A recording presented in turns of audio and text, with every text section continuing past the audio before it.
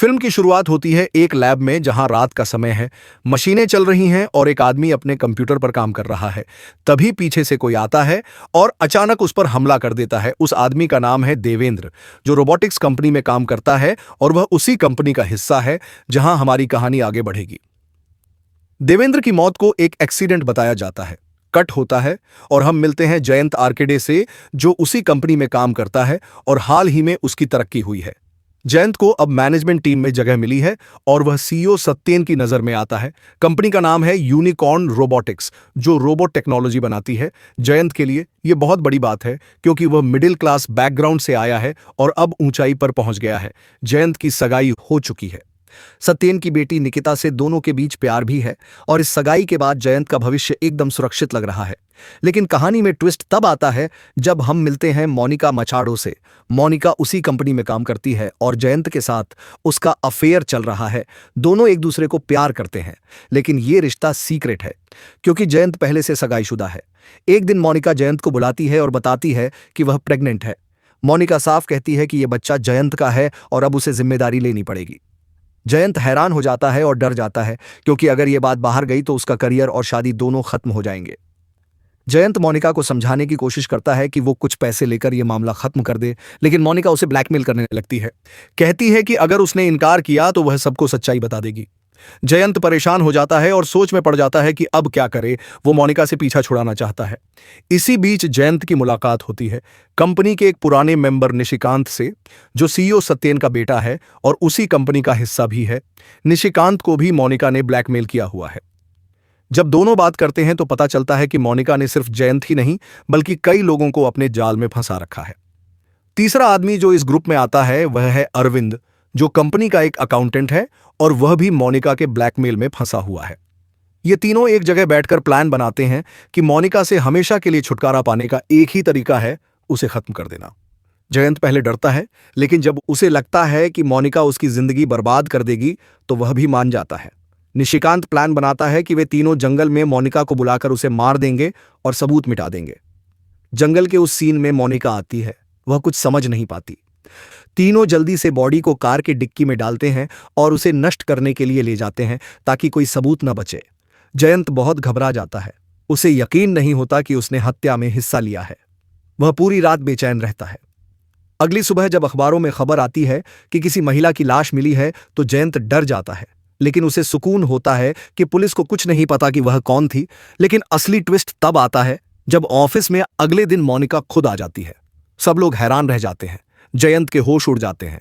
उसे समझ नहीं आता कि कल जिसे उसने मरते देखा था वह आज ऑफिस में कैसे आ गई। मोनिका मुस्कुरा रही होती है और सब नॉर्मल लग रहा होता है। जयंत को लगता है कि शायद उसने किसी और को मारा होगा या कुछ गड़बड़ हुई है। रात को उसे फोन आता है। कोई कहता है कि उसे सब पता है कि उसने क्या किया है। जयंत अब फंस चुका है। उसे हर वक्त डर रहता है कि कोई उसे पकड़ लेगा। जयंत अब बहुत परेशान है। उसे लग रहा है कि कोई उसे फॉलो कर रहा है और उसके हर कदम पर नजर रख रहा है। ऑफिस में मोनिका नॉर्मल तरह से काम कर रही होती है, लेकिन जयंत की हालत खराब है। उसे याद आ रहा होता है कि उसने किस तरह पिछली रात मोनिका को मारा था और अब वही उसके सामने जिंदा खड़ी है। वह निशिकांत से मिलने जाता है और पूछता है कि यह कैसे हो सकता है। निशिकांत कहता है कि उसे भी कुछ समझ नहीं आ रहा। शायद उन्होंने गलत इंसान को मारा हो। दोनों को डर लगने लगता है। इसी बीच अचानक खबर आती है कि निशिकांत की भी मौत हो गई है। उसकी कार खाई में गिर गई थी। पुलिस इसे एक्सीडेंट बताती है, लेकिन जयंत के अंदर डर और बढ़ जाता है। उसे लगता है कि अब अगला नंबर उसका है।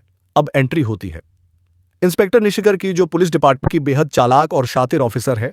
वह केस की जांच शुरू करती है। पहले देवेंद्र की मौत, फिर मोनिका का केस और अब निशिकांत की मौत, सब एक दूसरे से जुड़े लगते हैं। निशिकर को जयंत पर शक होता है क्योंकि हर बार किसी घटना के आसपास उसका नाम जुड़ा रहता है। वह जयंत से सवाल करती है, लेकिन जयंत झूठ बोलता है और खुद को बचाने की कोशिश करता है। फिर एक रात जयंत को फिर से एक रहस्यमयी फोन कॉल आता है। कोई कहता है कि अगर वह नहीं चाहता कि सच्चाई बाहर आए तो उसे एक जगह पर आना होगा। जयंत डरते हुए वहां जाता है, लेकिन वहां उसे कोई नहीं मिलता। रिकॉर्डिंग में आवाज आती है कि सबूत उनके पास हैं। अगर उसने पैसे नहीं दिए तो सच्चाई सबके सामने आ जाएगी। जयंत अब पूरी तरह फंस चुका है। उसे समझ नहीं आता कि कौन उसे ब्लैकमेल कर रहा है। अगले दिन मोनिका की लाश सच में मिलती है। इस बार सब कंफर्म हो जाता है कि वह मर चुकी है। पुलिस को शक है कि यह हत्या है और अब जयंत मुख्य संदिग्ध बन जाता है।